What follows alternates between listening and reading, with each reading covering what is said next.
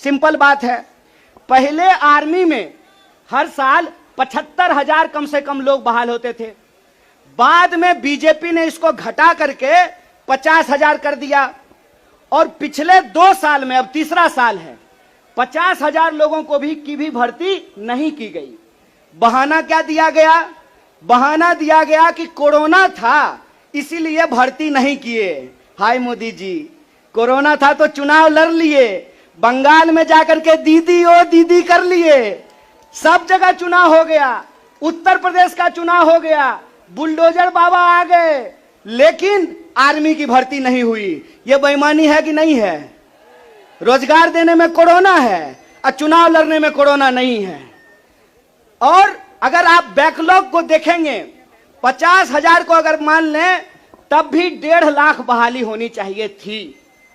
1.5 लाख ये बहाली नहीं कर रहे हैं। 1.5 लाख बहाली ये करेंगे कि नहीं करेंगे इसको ये नहीं बता रहे हैं। ऊपर से ये एक नया योजना लेकर के आ गए हैं। तो एक ना छोटा सा कहानी हमको याद आ रहा है। बच्चा बहुत जोर जोर से रो रहा था, कहा मम्मी दूध पिला दो, दूध पिला दो। मम्मी उसको उठा करके अलमीरा पे बिठा दी। बच्चा मम्मी को यह नहीं कहता है कि मम्मी दूध पिला दो, बच्चा चिल्ला चिल्ला करके कह रहा है कि मम्मी अलमीरा से नीचे उतार दो, नीचे उतार दो। लोग मांग रहे थे हर साल 2 करोड़ नौकरी, इन्होंने हर साल 2 करोड़ नौकरी नहीं दी, ऊपर से एक नया योजना लेकर के आ गए हैं। पूरा का पूरा भाजपा के तंत्र को उसमें लगा दिए हैं कि आप बताइए कि अग्निपथ के क्या फायदे हैं। अरे सिंपल सी बात है, बिहार में एक कहावत है, नहाया हुआ शरीर और खाया हुआ शरीर नहीं छुपता है। जो चीज अच्छी होती है उसका फायदा बताने का जरूरत नहीं होता है।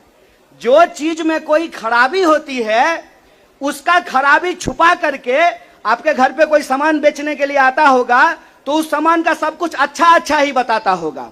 आप ट्रेन में जब जाते होंगे, बस में जाते होंगे, तो जब जूसर बेचने वाला आता है तो एक संतरा से आपको 1 गिलास जूस निकाल करके दिखाता है, और वही जूसर जब आप घर पे लेकर के जाइएगा तो आधा गिलास जूस भी आपको आपके घर में नहीं निकलेगा।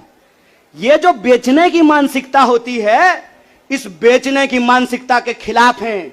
ये सत्याग्रह 2 लोगों के बीच में है। जावेद अख्तर ने लिखा है, इस एक हमारी एक और उनकी मुल्क में है आवाजें दो आवाज है। एक वो आवाज है जो इस देश को बेचना चाहता है, वो देश के सरकार में बैठे हुए हैं। एक वो आवाज है जो देश को बचाना चाहता है, वो सड़कों पे खड़ा है, वो जंतर मंतर पे बैठा हुआ है, वो सत्याग्रह कर रहा है।